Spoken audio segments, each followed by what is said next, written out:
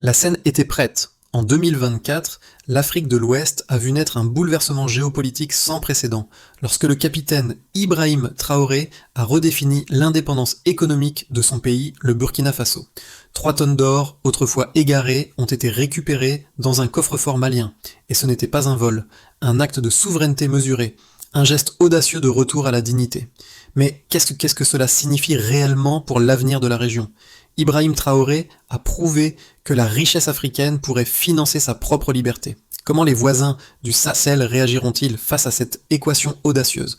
Poursuivons avec la transformation de la géopolitique du Sahel en 2024. Ibrahim Traoré, le capitaine de Burkina Faso, a secoué les bases du pouvoir économique en Afrique en montrant que la richesse minière de la région pouvait enfin être utilisée pour assurer l'indépendance de ses peuples. Ce geste audacieux, loin d'être une simple manœuvre politique, a ouvert une porte vers une nouvelle ère pour le Sahel, une ère où l'or et les autres ressources ne seraient plus une malédiction, mais un levier pour l'autodétermination. Les implications de cette démarche sont énormes. Cela signifie que l'Afrique, au lieu de se soumettre à des puissances étrangères et de vendre ses ressources sous-évaluées, peut maintenant exploiter ses propres richesses pour financer son développement. Mais la route est semée d'embûches. D'autres nations, observant de près, se demandent: le modèle Traoré peut-il être reproduit, ou est-ce un phénomène isolé, limité au Burkina Faso ? Les enjeux sont bien plus grands que les frontières du pays. Ce que Traoré a lancé n'est qu'un début, mais il a déjà fait trembler les fondations d'un système mondial ancien. Le monde a été secoué lorsqu'Ibrahim Traoré a décidé de transformer les ressources de son pays en instrument d'indépendance. Le Burkina Faso, autrefois vu comme un acteur marginal sur la scène internationale, est devenu le centre d'une révolution économique. En 2024, les nouvelles règles étaient posées. L'or ne serait plus une marchandise exportée sans contrôle, mais un levier pour financer la souveraineté. Le coup de maître de Traoré a été de récupérer les ressources minières jusqu'alors entre les mains de sociétés étrangères pour les placer sous contrôle de l'État. Cela a bouleversé un système longtemps dominé par l'influence de puissances étrangères, mais également par des accords miniers qui dépouillaient les nations africaines de leurs richesses. Ce geste audacieux a commencé une nouvelle forme de lutte pour l'indépendance, une guerre économique où l'Afrique ne se contentait plus de recevoir de l'aide, mais réclamait ses droits. Les chiffres parlent d'eux-mêmes. En moins d'1 an, le Burkina Faso a augmenté sa production d'or et a enregistré des revenus sans précédent grâce à cette nouvelle approche. L'Occident a été choqué par cette soudaine montée en puissance, tandis que les dirigeants africains, longtemps marginalisés, commençaient à voir dans cet acte un modèle à suivre. Ce n'était pas un coup de chance ni un coup de théâtre, c'était une stratégie de long terme. Mais pourquoi cette approche dérange-t-elle tant ? Parce que le modèle de Traoré remet en question un système qui a été bénéfique pour certains pays occidentaux depuis des décennies. Le Sahel, cette région de l'Afrique, longtemps dévastée par la pauvreté, les conflits et l'exploitation coloniale, commence à changer de rôle. Les ressources africaines ne seront plus seulement destinées à nourrir les économies des puissances étrangères, elles commenceront à servir à la construction des nations elles-mêmes. Les voisins du Burkina Faso regardent avec attention. La question est désormais: qui osera suivre cette voie ? Le capitaine Ibrahim Traoré n'est pas seulement un homme d'action, mais un symbole d'une nouvelle ère pour le Sahel. En prenant le contrôle des ressources minières du Burkina Faso, il a amorcé une transformation radicale non seulement pour son pays, mais pour toute la région. Mais cette transformation, il ne se fait pas seul. D'autres acteurs, tout aussi déterminants, jouent un rôle dans cette réécriture des règles économiques du continent. Les dirigeants voisins, comme le colonel Assimi Goïta du Mali, observent de près. En effet, la doctrine de Traoré trouve des échos dans la stratégie de Goïta. Bien que les méthodes diffèrent, le principe reste le même: rétablir la souveraineté nationale en utilisant les ressources comme moteur de développement. Là où Traoré a nationalisé les mines d'or, Goïta a pris des mesures similaires en réorientant les bénéfices des ressources maliennes vers l'État. Ce n'est pas simplement une question de récupérer des actifs, il s'agit d'installer une nouvelle dynamique de contrôle et d'indépendance économique. Les répercussions immédiates de cette révolution économique sont visibles. Les économies locales profitent de la redistribution des richesses. L'emploi dans le secteur minier au Burkina Faso a augmenté, de même que l'infrastructure et les services financés par les revenus miniers. L'impact est direct et tangible pour les citoyens. Cependant, le défi reste de taille. Maintenir ce modèle face à la pression internationale et à l'incertitude géopolitique. Les nations de l'Afrique de l'Ouest, unies par une vision commune de souveraineté, devront prouver que cette approche est durable à long terme. La stratégie du capitaine Ibrahim Traoré a été déclenchée par une série d'événements décisifs en 2024. Le Burkina Faso, naguère un pays pris dans la spirale de la pauvreté et de l'instabilité, a fait un choix audacieux, celui de récupérer ses ressources naturelles. Ce n'était pas seulement une nationalisation des mines d'or, c'était un acte de souveraineté radicale. Les entreprises étrangères, qui exploitaient les mines sans véritable retour pour l'État burkinabé, ont été contraintes de céder une partie de leur part. Ce processus, mené par Traoré, n'a pas été sans résistance, mais il a mis en lumière la fragilité des accords coloniaux qui, pendant des décennies, avaient sous-tendu l'exploitation des ressources africaines. Le premier grand choc est survenu lorsque, pour la première fois, le gouvernement burkinabé a annoncé la récupération de plus de 18 milliards de dollars d'or en revenus. Ce chiffre, loin de représenter simplement un gain économique, a symbolisé un changement de paradigme pour la région. Cela a marqué un point de non-retour dans la lutte contre l'exploitation extérieure et a donné une légitimité nouvelle aux appels à la souveraineté en Afrique. Les analystes internationaux ont été stupéfaits par cette annonce. Les marchés, d'abord alarmés, ont dû se rendre à l'évidence. Le modèle de Traoré était en train de changer les règles du jeu. Mais le véritable tournant est survenu lorsque les autres nations de la région ont commencé à regarder attentivement cette révolution économique. Le Mali, le Niger et d'autres pays du Sahel ont vu dans l'expérience de Traoré un modèle potentiel. Ils ont commencé à envisager sérieusement l'idée de réécrire leurs propres contrats miniers et de s'approprier les ressources sous leur sol. Le Mali a suivi l'exemple en nationalisant certaines de ses mines et en réclamant une plus grande part des bénéfices pour l'État. Cette adoption rapide du modèle burkinabé a été perçue comme une forme de contagion géopolitique, où la souveraineté économique est devenue le fer de lance de l'indépendance politique. Les tensions avec l'Occident, bien sûr, ne se sont pas faites attendre. Les États-Unis, la France et d'autres puissances occidentales ont exprimé leurs inquiétudes quant à la direction prise par ces nations africaines. Le FMI a averti que la politique de nationalisation risquait de déstabiliser les économies du Sahel, tandis que les grandes entreprises minières ont menacé de quitter la région. Mais contre toute attente, les indicateurs économiques ont résisté. Au contraire, l'économie burkinabé a montré des signes de résilience. L'emploi a augmenté, l'État a pu financer des infrastructures et les revenus générés ont permis de financer des projets sociaux allant des écoles aux hôpitaux. Ce qui a suivi a été un bouleversement des structures économiques traditionnelles. L'or, loin de fuir, est devenu un pilier central de l'économie nationale. En réinvestissant les bénéfices dans l'économie locale, le Burkina Faso a créé une dynamique de croissance interne, réduisant ainsi sa dépendance à l'aide extérieure. Les premiers signes de cette transformation ont été visibles dans la création d'emplois, dans le secteur minier et dans l'essor de nouvelles industries locales. Les événements se sont accélérés lorsqu'un rapport a révélé que l'État burkinabé était en train de conclure un accord avec des partenaires régionaux pour renforcer ses capacités de transformation locale. Le modèle de transformation inspiré par Traoré allait au-delà de la simple extraction des ressources. Il visait à construire des infrastructures de raffinage, à mettre en place des chaînes de production et à créer un écosystème local soutenu par les profits générés par l'exploitation des ressources. Ce fut un mouvement audacieux, mais qui portait ses fruits. Le Sahel, autrefois perçu comme une région enclavée et marginalisée, est en train de réécrire son destin. L'alignement stratégique de pays comme le Burkina Faso, le Mali et le Niger autour de cette nouvelle doctrine économique marque le début d'une transformation fondamentale de la région. Ce que Traoré a lancé ne se limite pas à un simple changement économique, c'est une réorientation géopolitique qui pourrait redéfinir les relations internationales en Afrique de l'Ouest. La question qui se pose désormais est: ce modèle sera-t-il durable ? Passons maintenant aux résultats concrets des réformes économiques de Traoré.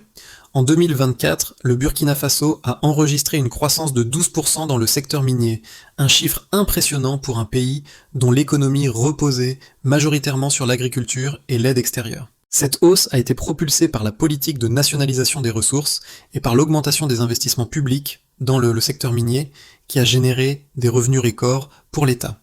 Mais ces chiffres ne s'arrêtent pas là. Le revenu national brut, RNB, du pays a augmenté de plus de 15% en 2024, principalement grâce aux revenus issus de l'exploitation minière et à la hausse de la production d'or. Le Burkina Faso, jadis considéré comme l'un des pays les plus pauvres de la région, est désormais classé parmi les nations à forte croissance en Afrique de l'Ouest.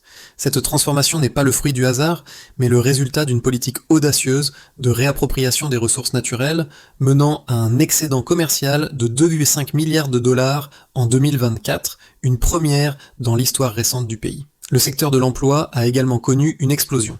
En 2024, l'industrie minière a créé près de 20 000 nouveaux emplois directs, une augmentation significative qui a non seulement renforcé l'économie locale, mais a également contribué à réduire le taux de chômage qui, avant les réformes, se situait autour de 7%. De plus, l'infrastructure du pays a vu des investissements records avec une augmentation de 30% des fonds alloués à la construction de routes et d'infrastructures énergétiques, permettant ainsi une meilleure connectivité et un meilleur accès aux ressources dans les zones reculées. Le système éducatif et sanitaire a également bénéficié des bénéfices issus de l'exploitation minière. Les revenus générés par l'or ont permis à l'État de financer la construction de 100 nouvelles écoles et de 20 hôpitaux dans les régions rurales. L'éducation, auparavant limitée dans de nombreuses zones, a désormais un accès amélioré pour des milliers d'enfants. En 2025, la couverture sanitaire a également progressé, avec une augmentation de 25% du nombre de consultations médicales dans les zones précédemment les moins desservies. Les effets indirects de ces réformes se sont également manifestés dans la stabilité financière du pays. L'inflation a été maîtrisée, se maintenant autour de 4,2% en 2024, alors que la plupart des économies africaines subissaient une inflation plus élevée en raison de la volatilité des marchés mondiaux. Cette stabilité monétaire a renforcé la confiance des investisseurs étrangers et locaux qui ont commencé à réinvestir dans l'économie nationale et a permis à l'État d'accumuler des réserves de change pour la première fois en plusieurs décennies. L'impact des réformes de Traoré dépasse le cadre national. Le Burkina Faso a commencé à jouer un rôle plus important dans les affaires régionales, attirant des investisseurs internationaux qui cherchent à exploiter les nouvelles infrastructures et les ressources naturelles du pays. L'exportation d'or a augmenté de 18% en 2024, avec de nouveaux marchés qui se sont ouverts en Chine et en Inde, où la demande de ressources africaines a connu une hausse continue. Parallèlement, la production d'autres minéraux comme le zinc et le cuivre a également augmenté de 25% en 2024, diversifiant ainsi les sources de revenus du pays et réduisant la dépendance à l'or seul. Les données concernant l'influence de Traoré sur ses voisins ne sont pas moins impressionnantes. Le Mali, qui a suivi de près l'exemple du Burkina Faso, a connu une hausse de 10% de ses revenus miniers en 2024 après avoir adopté des politiques similaires de réappropriation des ressources. Le Niger, quant à lui, a enregistré une croissance de 7% de ses exportations d'uranium, soutenues par des accords plus équitables avec les entreprises extractives. En conclusion, les chiffres sont indiscutables. Les réformes économiques de Traoré ont permis au Burkina Faso de renforcer son autonomie financière et de réduire sa dépendance à l'aide extérieure. Ces résultats, soutenus par des données précises, montrent qu'une nouvelle ère est en train de naître pour le Sahel, où les nations africaines, en prenant le contrôle de leurs ressources, commencent à remodeler leur avenir économique. Face aux critiques, notamment celles des puissances occidentales, la politique économique du capitaine Ibrahim Traoré a su faire ses preuves. Ces critiques ont principalement porté sur la nationalisation des ressources et la réduction de l'influence étrangère sur l'économie du Burkina Faso. Les analystes occidentaux ont mis en garde contre les risques d'instabilité économique, arguant que l'isolement des marchés mondiaux entraînerait une fuite des investisseurs et une chute des revenus à long terme. Cependant, les données récentes et les résultats obtenus par le Burkina Faso contredisent ces arguments. Premièrement, le taux de croissance de 12% dans le secteur minier en 2024 prouve que l'initiative de Traoré n'a pas déstabilisé l'économie, mais l'a au contraire dynamisée. En fait, l'augmentation des investissements dans les infrastructures locales et la création de milliers d'emplois ont contribué à une croissance soutenue qui a échappé aux prévisions pessimistes des économistes. Plutôt que de fuir, les investisseurs ont commencé à s'intéresser à un marché local plus stable, fondé sur un modèle de répartition des bénéfices plus équitable et une gouvernance plus transparente. Deuxièmement, la crainte que l'isolement économique entraîne un effondrement des recettes a été dissipée par les résultats observés dans le secteur des exportations. L'exportation d'or a augmenté de 18% en 2024, avec de nouveaux marchés qui se sont ouverts en Asie, notamment en Chine et en Inde. Contrairement à ce qui était prévu, l'Afrique de l'Ouest a vu une diversification de ses partenariats commerciaux, ce qui a renforcé sa position dans les chaînes d'approvisionnement mondiales. Les contrats plus transparents et plus favorables à l'État ont permis de maximiser les retombées économiques tout en réduisant la dépendance à l'égard des anciennes puissances coloniales.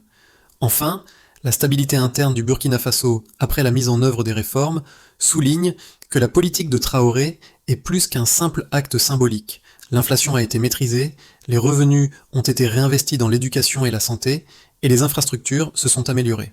L'excédent commercial de 2,5 milliards de dollars en 2024 et la réduction du taux de chômage, passé de 7% à 5%, sont des preuves incontestables de l'efficacité de ces politiques. Les critiques de l'isolement économique et de la fuite des capitaux ne semblent donc pas avoir eu de fondement solide à long terme.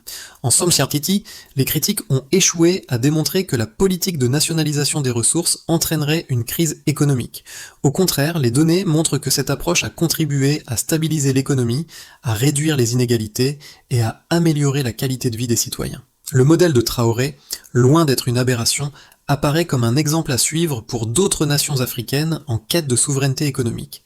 Il est clair désormais que l'approche de Traoré n'est pas seulement un succès économique local, mais une véritable révolution pour le Sahel. Ce n'est plus un simple modèle isolé du Burkina Faso, mais un mouvement qui a déjà commencé à influencer la région. En juin 2025, le Mali a officiellement annoncé une réforme similaire, prenant des mesures pour nationaliser ses propres ressources minières, imitant ainsi l'exemple de Traoré. Cela marque un tournant décisif. Le Sahel, longtemps dépendant des investissements étrangers, commence à imposer ses propres règles du jeu. Les effets sont déjà visibles. Les exportations du Mali ont augmenté de 10% en 2024, une croissance impressionnante qui va au-delà des prévisions. Cette dynamique pourrait être le début d'une intégration plus profonde des économies de la région, avec un partage des ressources et une coopération accrue. L'impact va bien au-delà des frontières nationales. Le modèle sahélien commence à montrer qu'une souveraineté économique forte et partagée peut réellement transformer la région. Si le Burkina Faso a ouvert la voie, le Mali, le Niger et d'autres nations pourraient bien suivre cet exemple. Le Sahel n'est plus un simple récepteur d'aide internationale. Il devient un acteur central dans l'économie mondiale, redéfinissant ses propres priorités. Les réformes économiques mises en place par Ibrahim Traoré ont eu un impact considérable, non seulement sur les structures économiques du Burkina Faso, mais aussi sur la vie quotidienne des citoyens. Depuis la nationalisation des ressources minières, les effets positifs ont commencé à se faire sentir rapidement, affectant divers groupes et secteurs du pays. Pour les populations rurales, qui étaient auparavant exclues des bénéfices de l'exploitation minière, les changements ont été radicaux. Le revenu national a augmenté et les investissements dans l'éducation, la santé et l'infrastructure ont permis de fournir des services de base là où ils faisaient défaut. Les travailleurs du secteur minier, autrefois sous-payés et souvent exploités par des entreprises étrangères, ont vu une amélioration significative de leurs conditions de travail et de salaire. En 2024, près de 20 000 nouveaux emplois ont été créés dans les mines et les salaires dans le secteur minier ont augmenté de 15%. Cette amélioration a permis à de nombreuses familles de sortir de la pauvreté, en particulier dans les régions où l'exploitation minière était la principale source de revenus. Les autorités locales ont également commencé à mettre en place des programmes de formation pour améliorer les compétences des travailleurs et assurer un développement durable du secteur. L'impact économique de la nationalisation des mines a également été évident dans la création de nouvelles infrastructures. Le gouvernement burkinabé a investi massivement dans les infrastructures de transport en construisant de nouvelles routes et en modernisant celles existantes. Cela a permis de renforcer la connectivité intérieure et de faciliter le commerce au niveau local et régional. La construction de raffineries locales, financées par les bénéfices de l'exploitation minière, a également stimulé l'industrie locale, réduisant ainsi la dépendance à l'exportation brute de ressources non transformées. Cela a contribué à la création d'une chaîne de valeur locale qui a ajouté de la valeur aux ressources nationales et a généré davantage d'emplois.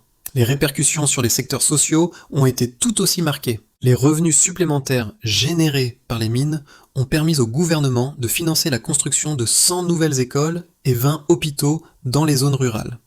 Cela a non seulement amélioré l'accès à l'éducation et aux soins de santé, mais a également contribué à une meilleure répartition des ressources et à un renforcement du capital humain. L'amélioration de l'accès à l'éducation et à la santé a permis de renforcer la stabilité sociale et de réduire les inégalités, un enjeu majeur dans un pays où la pauvreté était encore très présente. Les résultats sont également visibles dans la stabilité économique.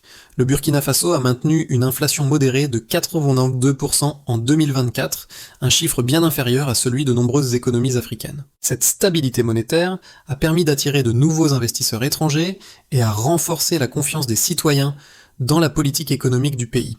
L'excédent commercial de 2,5 milliards de dollars en 2024 est un indicateur clé de cette réussite, qui a renforcé la résilience économique du pays face aux chocs extérieurs, notamment la volatilité des prix des matières premières. Les voisins du Burkina Faso, comme le Mali et le Niger, ont observé ces résultats avec intérêt. Le Mali, en particulier, a adopté des réformes similaires en nationalisant certaines de ses ressources minières. Les exportations maliennes d'or ont augmenté de 10% en 2024 et la production d'uranium du Niger a connu une hausse de 7%. Ce phénomène de contagion économique montre que les réformes initiées par Traoré ont eu des répercussions au-delà des frontières nationales, transformant le Sahel en un centre économique de plus en plus influent. Enfin, l'aspect psychologique de ces réformes ne peut être sous-estimé. Le Burkina Faso, autrefois perçu comme un pays dépendant de l'aide étrangère, est désormais vu comme un acteur souverain sur la scène mondiale. La dignité retrouvée par les citoyens et les dirigeants du pays a renforcé le sentiment d'identité nationale et a donné un exemple aux autres pays du Sahel qui cherchent à suivre une voie similaire. Les bénéfices de la politique de Traoré vont bien au-delà de simples chiffres économiques.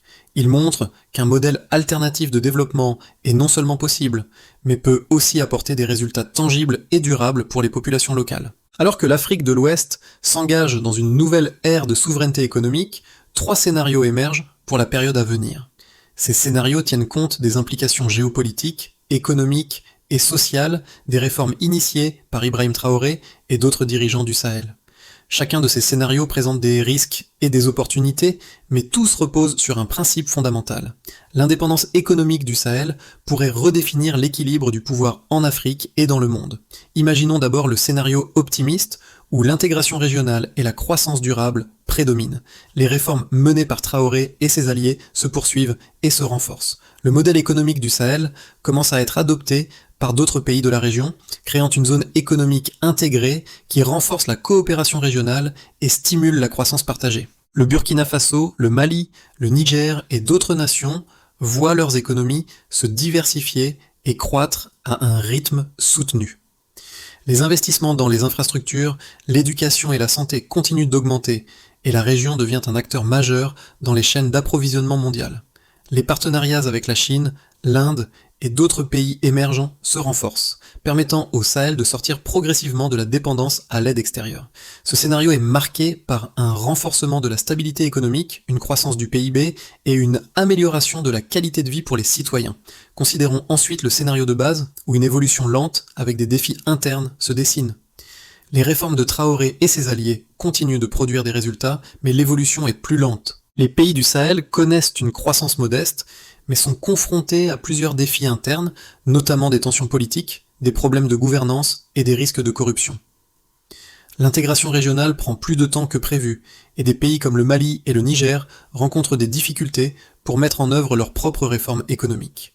Toutefois, malgré ces obstacles, la région reste sur la voie de l'indépendance économique, bien qu'à un rythme moins rapide. Les relations avec l'Occident restent tendues, mais la diversification des partenaires commerciaux permet de limiter les impacts négatifs. L'éducation et la santé connaissent des améliorations, mais ces gains sont inégaux à travers la région. Envisageons enfin le scénario pessimiste, où la fragmentation et l'instabilité menacent. Les réformes économiques du Sahel échouent à produire les résultats attendus. Les tensions internes, exacerbées par la corruption et la mauvaise gestion des ressources, mènent à une instabilité politique croissante. Certains pays pourraient même revenir à des pratiques de dépendance vis-à-vis de l'aide internationale. L'intégration régionale échoue et les relations avec les puissances occidentales se détériorent davantage, entraînant des sanctions économiques et une fuite des capitaux.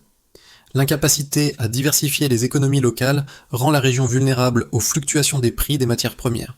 Ce scénario pourrait entraîner une augmentation du chômage, une récession et une détérioration des conditions de vie pour les citoyens. Les conflits internes et la mauvaise gestion des ressources minérales pourraient également exacerber les tensions sociales, créant des divisions profondes entre les différentes populations. Quel que soit le scénario, une chose est certaine, le Sahel se trouve à un carrefour décisif. Le modèle économique initié par Traoré a ouvert une nouvelle voie, mais la direction à suivre dépendra largement de la capacité des pays de la région à gérer les défis internes et à construire des institutions solides. Les 6 à 12 prochains mois seront cruciaux pour déterminer si cette révolution économique pourra résister aux pressions internes et externes. L'impact des réformes économiques initiées par Ibrahim Traoré dépasse les frontières des sphères politiques et économiques. Ces changements ont affecté directement la vie des citoyens, en particulier des groupes qui étaient historiquement marginalisés, les jeunes, les travailleurs et les communautés rurales. Pour ces groupes, les réformes ne sont pas seulement des données économiques ou des changements de gouvernance, mais des changements tangibles dans leur quotidien. Les jeunes, en particulier, bénéficient directement de l'augmentation de l'emploi et des investissements dans l'éducation. Avant les réformes, le chômage des jeunes atteignait des niveaux alarmants et beaucoup étaient contraints de quitter le pays pour chercher des opportunités à l'étranger. Cependant, avec l'augmentation des investissements dans les infrastructures et les industries locales, les jeunes burkinabés trouvent désormais des emplois dans des secteurs diversifiés, comme l'exploitation minière, la construction, et même dans les nouveaux secteurs industriels créés par les réformes. L'État a également doublé ses efforts pour améliorer l'accès à l'éducation, avec la construction de nouvelles écoles et des programmes de formation technique adaptés aux besoins du marché local. Les travailleurs du secteur minier ont également vu une transformation radicale de leurs conditions de travail. Ces ouvriers, autrefois exploités par des entreprises étrangères, ont désormais accès à des salaires plus élevés, à des conditions de travail plus sécurisées et à des programmes de protection sociale financés par l'État. Ces améliorations sont loin d'être anecdotiques. Elles permettent à des milliers de familles de sortir de la pauvreté, créant ainsi une dynamique de croissance sociale et économique. Enfin, les communautés rurales, longtemps ignorées par les politiques économiques, commencent à voir des changements significatifs. Grâce aux investissements dans les infrastructures, de nouvelles routes et hôpitaux ont été construits, facilitant l'accès aux services de base et améliorant la qualité de vie. L'accès à l'eau potable et aux soins de santé s'est amélioré, et les programmes de microcrédit ont permis aux petites entreprises locales de se développer, renforçant ainsi l'économie locale et réduisant les inégalités entre les villes et les campagnes.